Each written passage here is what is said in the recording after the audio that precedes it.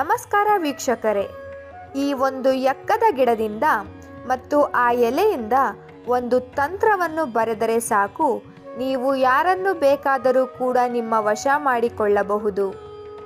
ಈ ವಿಡಿಯೋವನ್ನು ನೋಡೋದಕ್ಕಿಂತ ಮುಂಚೆ ಈ ವಿಡಿಯೋವನ್ನು ಲೈಕ್ ಮಾಡಿ, ಶೇರ್ ಮಾಡಿ ಹಾಗೂ ಕಮೆಂಟ್ ಮಾಡಿ.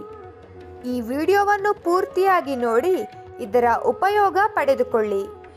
ನೀವು ಇಷ್ಟಪಟ್ಟ ಸ್ತ್ರೀ ದೂರವಾಗಿದ್ದರೆ ಅಥವಾ ನಿಮ್ಮ ಮನೆಯಲ್ಲಿ ನಿಮ್ಮ ಮದುವೆಗೆ ಒಪ್ಪಿಗೆ ನೀಡುತ್ತಿಲ್ಲ ಅಂದರೆ ನೀವು ಈ ತಂತ್ರವನ್ನು ಮಾಡಬಹುದು.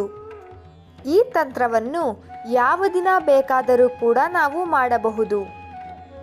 ಈ ತಂತ್ರವನ್ನು ಸಂಜೆಯ ಸಮಯದಲ್ಲಿ ಅಂದರೆ 7 ಗಂಟೆಯ ಸಮಯದಲ್ಲಿ ನೀವು ಮಾಡಬಹುದು ವೀಕ್ಷಕರೇ.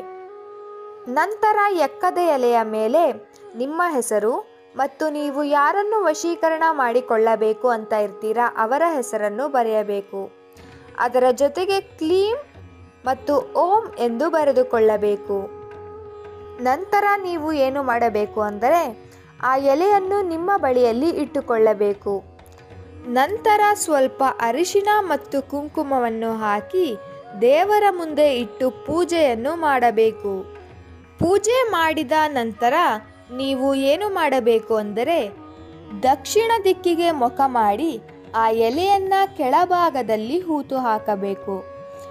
ಆ ಎಲೆಯನ್ನು ಹೂತು ಹಾಕಿದ ನಂತರ ನೀವು ಯಾರನ್ನು ವಶೀಕರಣ ಮಾಡಿಕೊಳ್ಳಬೇಕು ಅಂತ ಇರ್ತೀರಾ ಅವರ ಹೆಸರನ್ನು 5 ಬಾರಿ ಹೇಳಬೇಕು.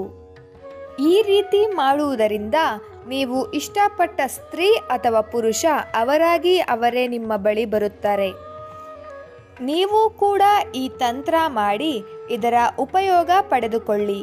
ಈ ವಿಡಿಯೋ ನಿಮಗೆ ಇಷ್ಟ ಆದರೆ ಲೈಕ್ ಮಾಡಿ, ಶೇರ್ ಮಾಡಿ ಹಾಗೂ ಕಮೆಂಟ್ ಮಾಡಿ. ನೀವಿನ್ನೂ ನಮ್ಮ ಚಾನಲ್ಗೆ ಸಬ್ಸ್ಕ್ರೈಬ್ ಆಗಿಲ್ಲ ಅಂದರೆ ಈ ಕೂಡಲೇ ಸಬ್ಸ್ಕ್ರೈಬ್ ಆಗಿ. ವಿಡಿಯೋ ನೋಡಿದ್ದಕ್ಕೆ ಧನ್ಯವಾದಗಳು.